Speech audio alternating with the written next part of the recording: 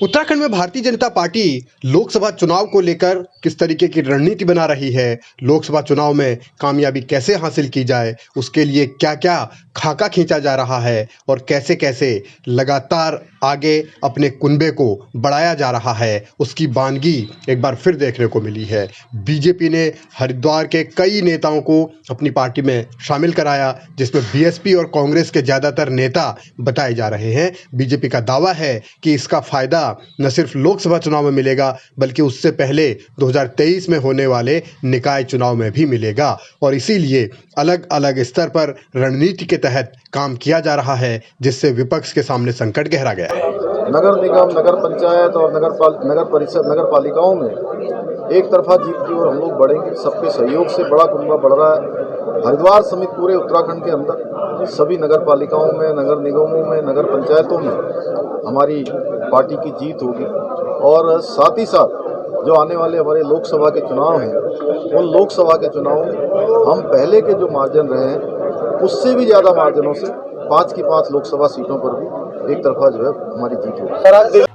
उत्तराखंड में अभी न कोई चुनाव है, न ही कोई हलचल है, लेकिन उसके बावजूद बीजेपी में जिस तरीके से तैयारियां की जा रही हैं और जिस तरीके से नेताओं को शामिल किया जा रहा है, उससे साफ होता है कि वो अपने चुनाव अभियान को कहीं कमज़ोर नहीं होने देना चाहती। इसीलिए वक्त से पहले ही तमाम जो कोशिशें हैं, जो रणनीतियां हैं, वो बनाई जा रही हैं। और अभी तो बीजेपी ये दावा कर रही है कि कांग्रेस को एक बड़ा झटका लगने वाला है, क्योंकि कांग्रेस के कई नेता उनकी पार्टी में आने को बेताब हैं। देखिए, पहले 2023 है और एक चुनाव पूर्ण होने के बाद हम नगर निगम, नगर पालिका चुनाव में भारतीय जनता पार्टी पुनः अपना परचम लहराए, तो नगर क्षेत्र के लोगों को हम आकर ज्वाइनिंग करा रहे हैं। आज बड़ी संख्या में हरिद्वार नगर निगम क्षेत्र के अनेकों कांग्रेस के वरिष्ठ नेता पार्टी में सम्मिलित हुए। इसी प्रकार हर नगर निगम में भी कार्यक्रम होंगे। अभी 178 कांग्रेस के नेताओं के आवेदन हमारे पास हैं और हमने एक कमेटी बनाई हुई है सदस्यता दिलाने की। उस कमेटी उन पर विचार कर रही है। बहुत जल्दी हर नगर निगम में इसी प्रकार के कार्यक्रम हम लोग आपको सूचना देंगे और आपको जानकारी में आते रहेंगे।